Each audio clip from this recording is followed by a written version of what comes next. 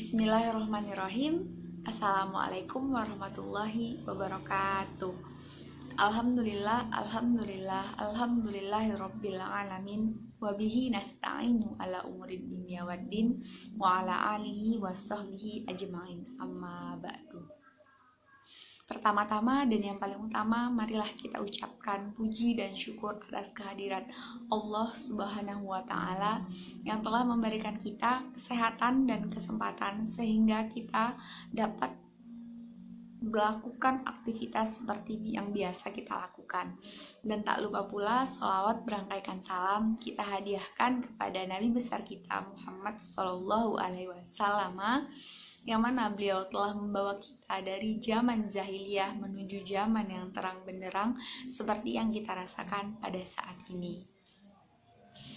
Perkenalkan, nama saya Sinta Rahmayanti, NIM 1901-163 dari kelas A3 Gambar Struktur Bangunan Gua. Saya di sini akan menjelaskan tentang spesifikasi desain sistem struktur rangka pemikul momen khusus SNI 2847 pada tahun 2013. Yang pertama akan saya jelaskan adalah mengenai mutu beton.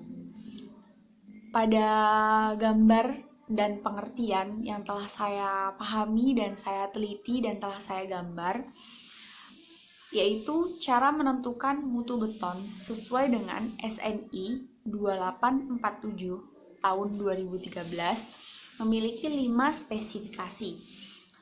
Spesifikasi penggunaan. Yang pertama, yaitu beton struktur pada pasal 1.1. Mutu betonnya atau FC yaitu lebih dari 17 MPa. Yang kedua, paparan sulfat pasal 4.3.2 FC sama dengan 17 MPa sampai 35 MPa. Yang ketiga adalah spesifikasi penggunaan umur 28 hari. Ada dua. Yang pertama pasal 5.1.1 dan yang kedua adalah 19.3.1. Yang pertama itu FC-nya lebih dari 17 MPa dan yang kedua FC-nya lebih dari 21 MPa. Kemudian yang keempat adalah SRPMK atau beton normal di pasal 21.1.4.2 yaitu FC lebih besar dari 21 MPa dan SRPMK beton ringan di pasal 21.1.4.3 FC-nya lebih dari 35 MPa.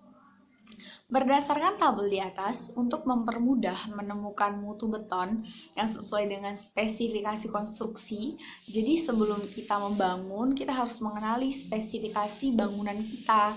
Kita itu akan membangun di daerah seperti apa, cuacanya bagaimana, iklimnya bagaimana.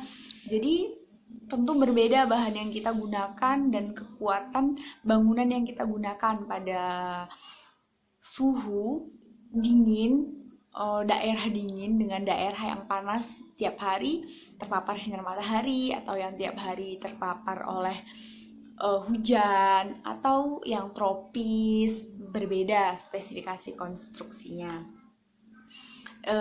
Berdasarkan beberapa aspek seperti yang sebelumnya saya jelaskan di sini juga, yaitu A, berdasarkan lokasi geografis didirikan bangunan, di mana terletak geografisnya. B, berdasarkan iklim daerah dibangunnya konstruksi, seperti apa iklim, cuaca. Kemudian berdasarkan fungsi struktur. Berbeda kita membangun konstruksi untuk rumah sakit dan rumah pribadi.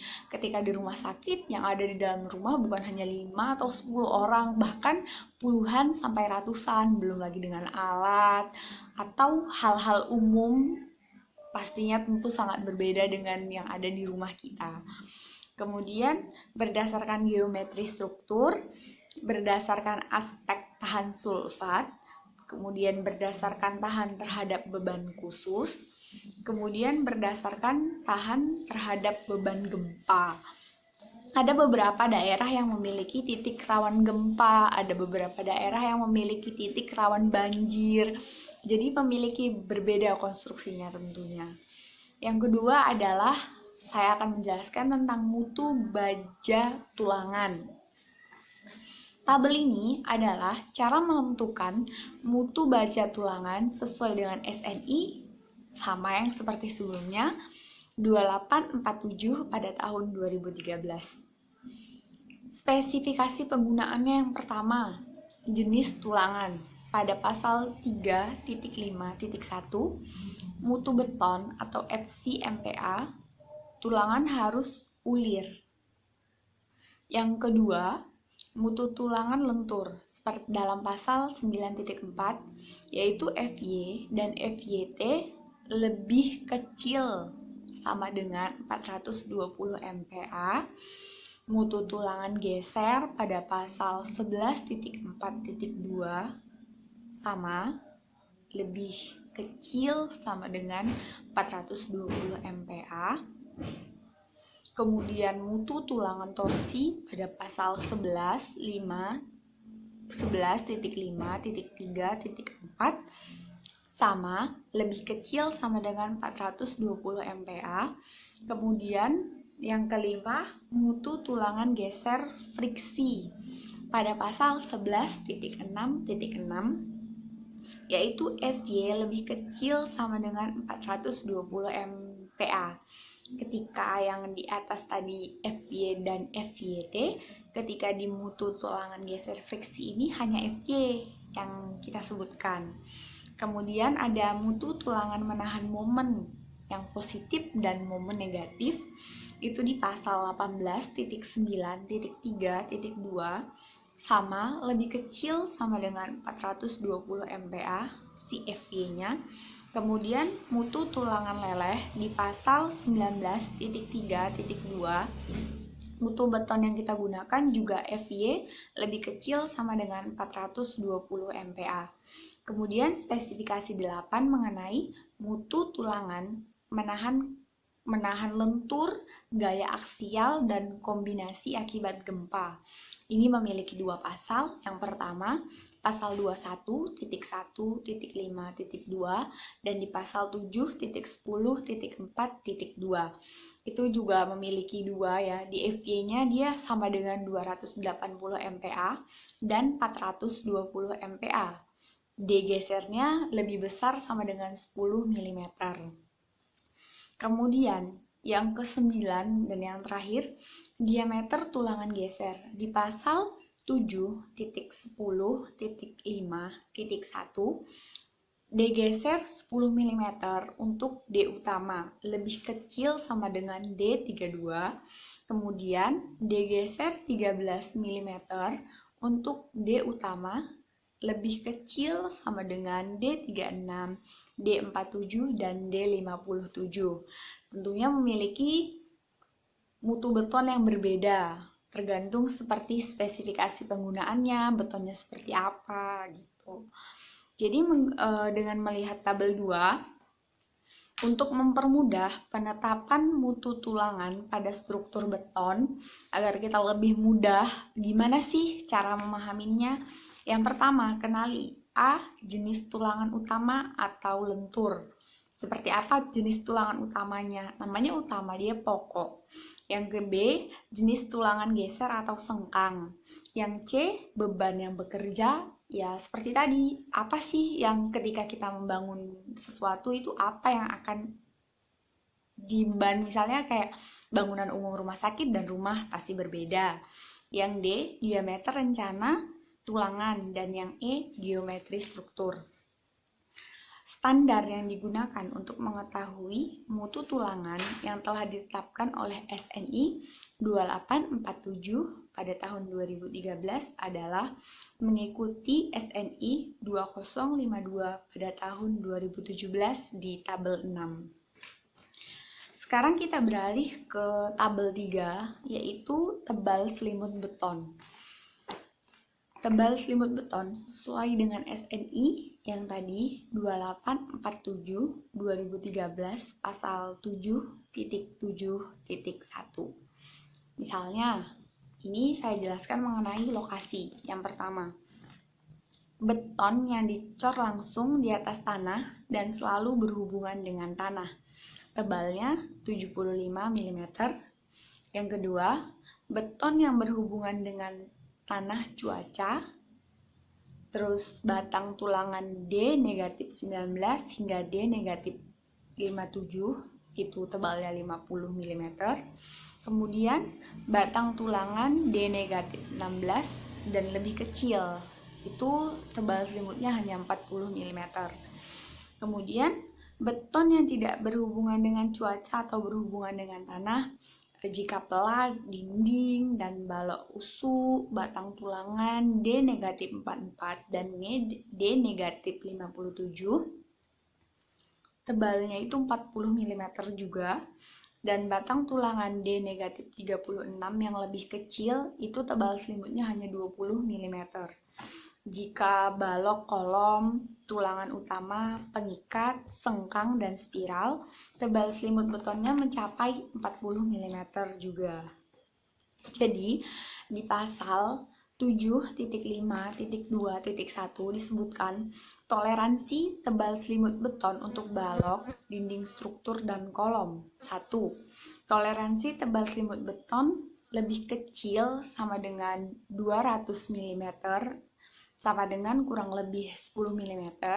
Kemudian yang kedua, toleransi tebal selimut beton lebih besar sama dengan 200 mm sama dengan lebih kurang 10 mm.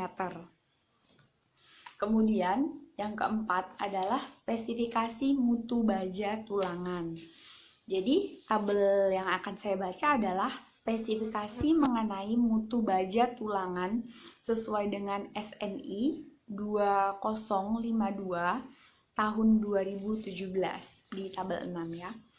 Yang pertama, kelas baja tulangan itu terbagi 7, banyak sekali. BJTP 280, BJTP 420A, 420B, kemudian 520, BJTS 550, dan BJTS 700. Buatan tariknya juga berbeda, dari mulai 280, 420, 520, bahkan sampai 700. Jadi ada kuat tarik yang FY itu ada warnanya juga berbeda-beda. Ada warna yang hitam, kuning, merah, hijau, putih, dan biru. Sekian dari mutu beton yang dapat saya jelaskan. Lebih dan kurang saya mohon maaf. Walakhir, assalamualaikum warahmatullahi wabarakatuh. Semoga bermanfaat. Kemudian saya akan melanjutkan ke halaman kedua, yaitu mengenai 5 detail sengkang balok.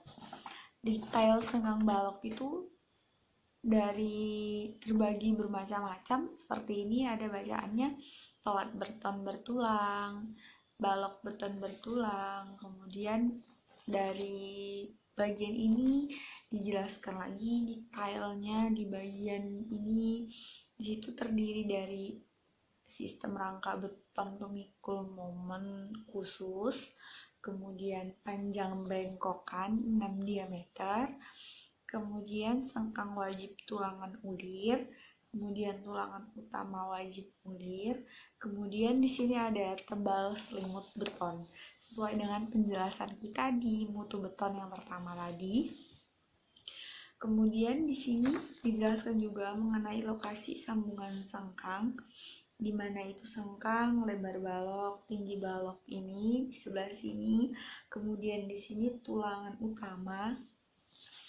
Kemudian di sini juga terbagi lagi ada lokasi sambungan sengkang, yang ini di kanan atas, yang ini di sebelah kiri atas, kemudian yang ini di kiri bawah. Jadi lokasinya berbeda-beda ya di setiap sudut seperti itu. Kemudian di sini dijelaskan mengenai dimensi minimum balok. Rumus dimensi balok yaitu tinggi balok, cara mencari tinggi balok, panjang bersih balok per 16, kemudian mencari lebar balok itu 2/3 dikali tinggi balok. Kemudian cara mengontrol dimensi balok itu seperti di pasal 21.5.1.2, panjang bersih atau in minimum balok.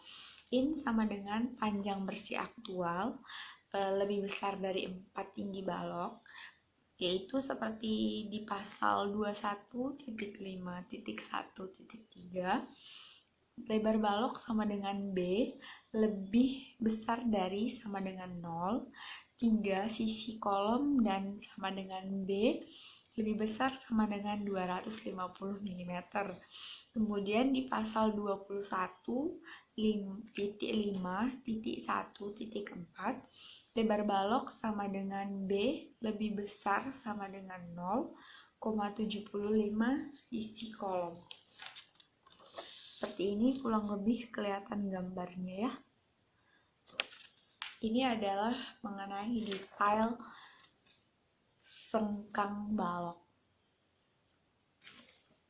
Kemudian kita melanjutkan ke halaman yang ketiga, yaitu mengenai perspektif lokasi peletakan. Di halaman ketiga ini gambarnya sudah lebih sempurna, kelihatan ya baloknya seperti apa. Kemudian dari bagian-bagiannya juga dijelaskan kembali satu persatu seperti apa, di mana letak kanan bawah, di mana letak kanan atas atau di atas, seperti itu. Kemudian di sini diketahui panjang balok, di sini jarak antar sengkang antara sengkang satu dengan sengkang yang lainnya. Kemudian di sini seperti tadi, ini kanan bawah, ini kanan atas, kemudian ini kiri atas, kemudian ini kiri bawah, berurut ya ke atas. Kemudian di sini juga saya akan menjelaskan mengenai jenis-jenis sengkang tertutup.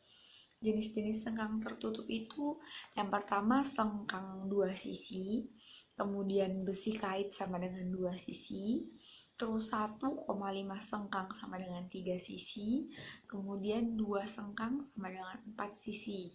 Kemudian di sini ada juga rumus 2 sengkang sama dengan 4 sisi. Kemudian ada penjelasan mengenai jarak antara sengkang.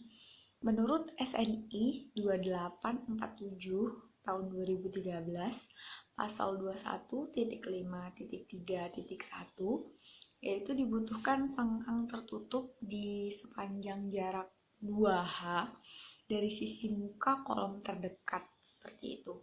Kemudian di SNI 2847 tahun 2013 pasal 21.5.3.2 mengenai sengkang pertama dipasang pada jarak 50 mm dari muka kolom terdekat. Selanjutnya sengkang dipasang dengan spasi terkecuali nilai di bawah. Jadi dipasang pakai spasi kecuali beberapa, ada 3 poin. Yang pertama, S sama dengan tinggi efektif balok per 4. Yang kedua, S sama dengan 6 dikali diameter tulangan utama kecil. Kemudian yang ketiga, 100 mm lebih kecil sama dengan S atau lebih besar sama dengan 150 mm. Sekian penjelasan saya mengenai mutu beton sampai dengan perspektif lokasi peletakan.